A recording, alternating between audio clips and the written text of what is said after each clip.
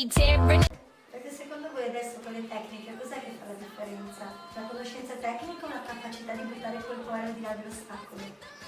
Sembra banale, però avete visto che ci abbiamo condito un po' di cose, perché ogni cosa è un po' di psicologia anche. Il credere di potercela fare, di avere gli strumenti e sentire che Ce la puoi fare.